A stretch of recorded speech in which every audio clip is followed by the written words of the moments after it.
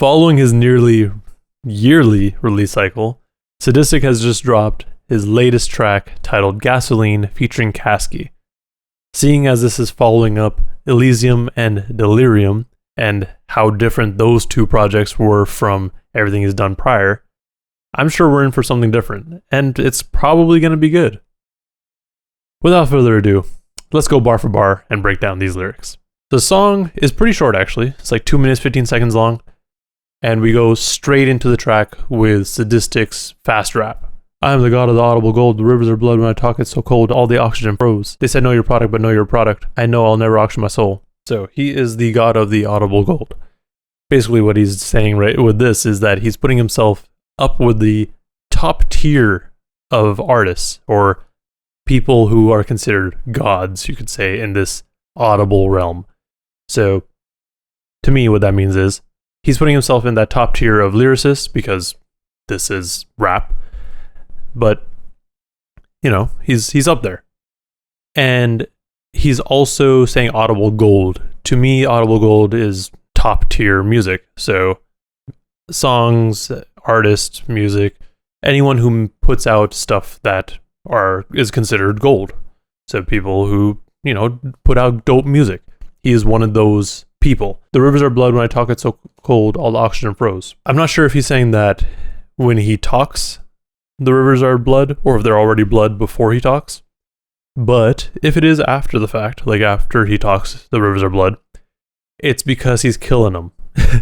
Like his lyrics, his verses, they be killing him. So it turned the river into blood.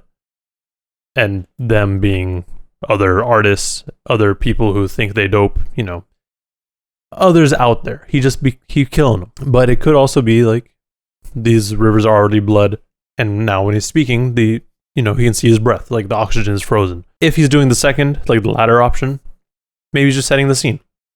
But I think it's a little bit of the first part, and also what I'm going to say now. Whenever you see, or whenever I think of like cold and oxygen freezing, like when you can see your breath, at least with blood and all that, I imagine like video games or like movies or just, you know, any sort of media where there is a monster coming after the protagonist, or just anyone in general, I guess. Whenever the monster is around, or whatever creature it is, I guess, you know, the person that you're following around might, you know, you can start seeing their breath. I think that's typically more for with ghosts and stuff, but again, he might just be setting the scene, or he's saying that he's that monster. So he's freezing the oxygen around people. That's probably a stretch. They say know your product, but know your product. Know your product when you're selling it. Like, know what you're selling, whether it be music, physical items, drugs. Just know what you're selling. But know you're a product. That to me is like, no, you're a product of your environment or your surroundings. But it could also be, no, you yourself are a product. You are selling yourself in some manner. Which makes sense because everyone's trying to sell themselves to other people, like to show their worth. So that could be it too. And he'll never auction his soul. He's never going to sell his soul for anything. And that could be touching on how some people will say, so-and-so sold their soul to the music industry to get all this fame. Like he's not going to do that. Again, might not be what he's talking about, but maybe. Old boy walking in the snow. No voice, coffin is home. When I die, Tutankhamun a cue to comment on comets that come from my cuticles, beautiful homage. Please don't press me, I'll go nuclear. Old boy, all I could really figure out after I looked it up was that it's a Korean film from I think 2003 it was. I haven't watched it and I barely read anything about it, so maybe there's something about walking in the snow. I mean, I'm sure that's what he's referencing, or I mean, it could be what he's referencing just because he's one of those cinephiles who's just like super into movies and stuff, and way more so than I am. So that could be what he's talking about. Coffin is home, I think, is like him. That's where he's comfortable, a coffin, or just a confined space. Or he's saying like he'll finally feel at rest or at home when he dies and he's being buried. And then him mentioning Tutankhamun, I think, is more just in like following that coffin line. Or he's trying to say that his coffin or sarcophagus is going to be as I guess, extravagant as Tutankhamun's was, because that was probably one of the more preserved and, just nice looking. Like, it was just hella fancy and shit, sort of sarcophagi.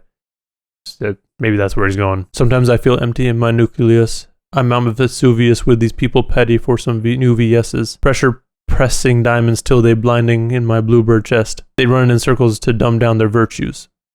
Sometimes he feels empty in his nucleus. The nucleus is the, I guess, centerpiece of an organism, of an atom, or of a cell, sorry.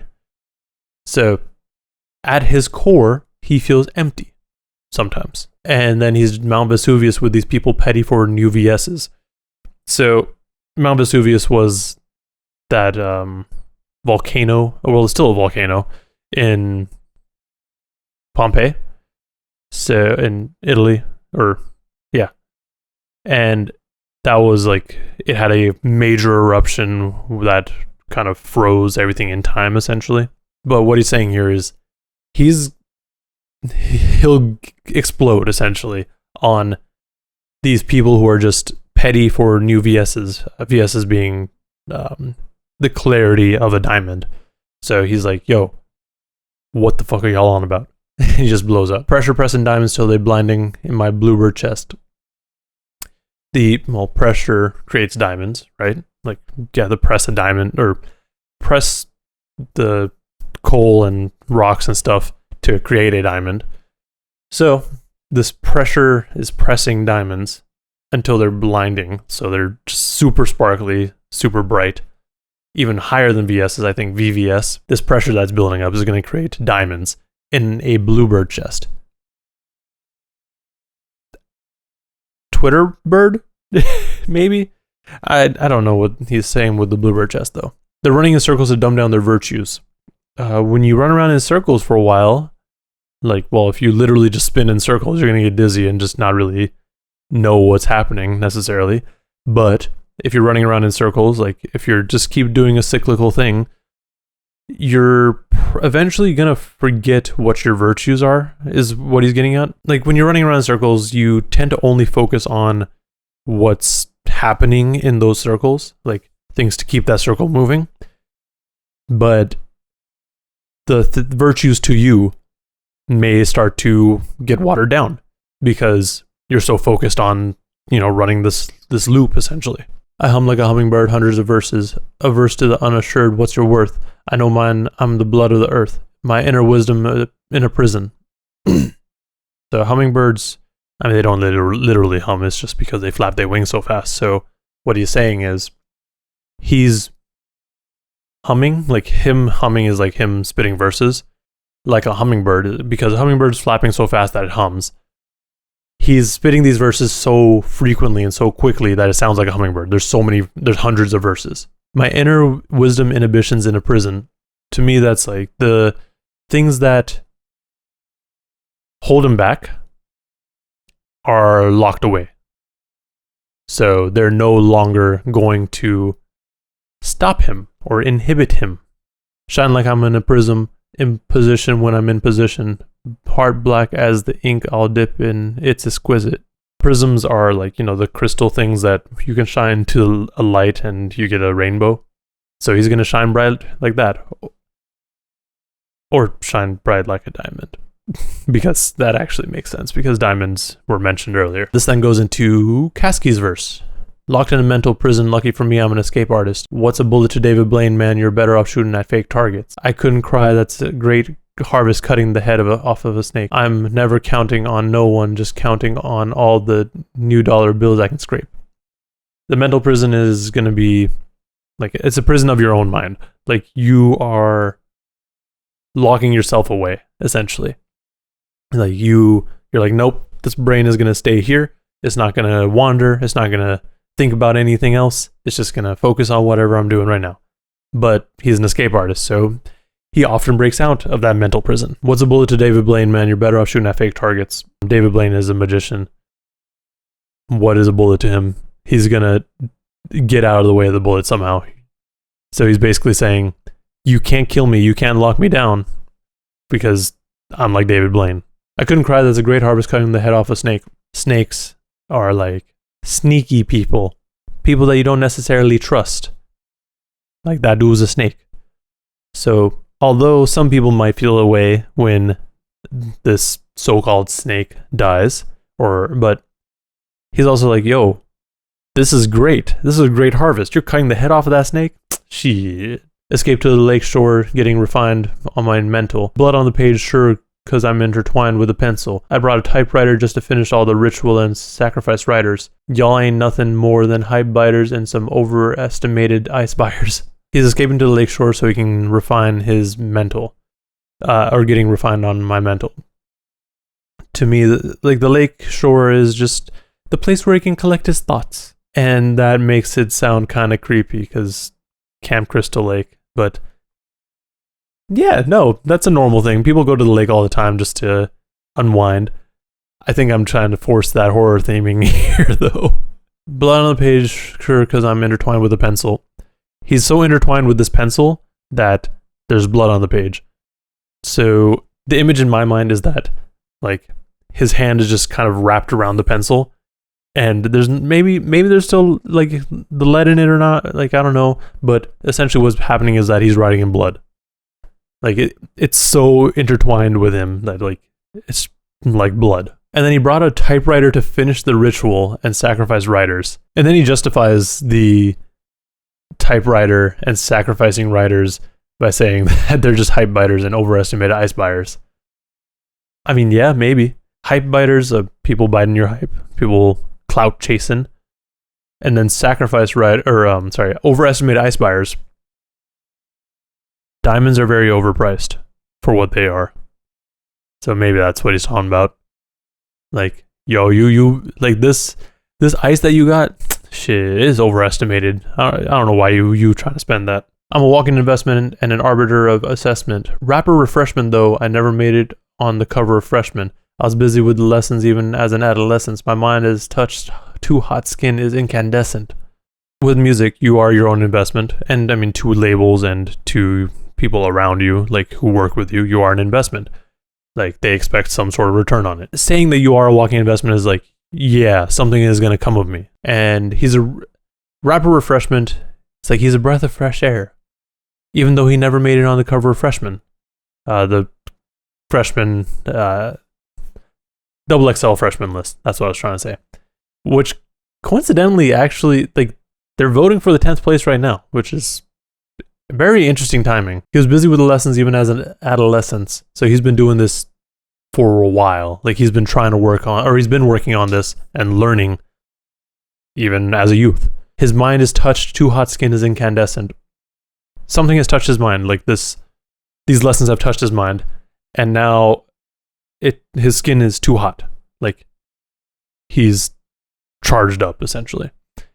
And it's incandescent, kind of like the light bulbs, which get very hot when they've been on for a while, so don't touch them. But also, we have different light bulbs now, so I guess that's not an issue. This then goes into a hook, which is interesting to have at the very end of the track, but it goes, hold up, dousing flowers with the gasoline, hold up, getting casual with the casualties, pull up, watch them notes grow to a rhapsody, show enough, got the glow, so I'm a masterpiece. And then it repeats, I think at least one more time. Hold up, dousing flowers with gasoline, get rid of the flowers. Who are these flowers for? Getting casual with the casualties, just, casually killing people. Like, it's not even a thought anymore, you're just doing it. And now these notes that they're singing or creating, like, these notes being the fire and the casualties dying, have turned into a rhapsody, like a song. And now they both, well, Sadistik says he's got the glow, but I'm assuming both of them got the glow, so they're a masterpiece. And the glow here could either be like they're literally glowing like from the flames of the gasoline burning, or they got the glow up, like people are paying attention to them now. Overall, this track was pretty dope. I really enjoyed it. But to be fair, I enjoy mostly everything that Sadistik does, so what did y'all expect? No, but this song was dope, and I'm excited for whatever's coming next, because if this is the sort of energy that we're getting on his next project, like, again, every project has been different.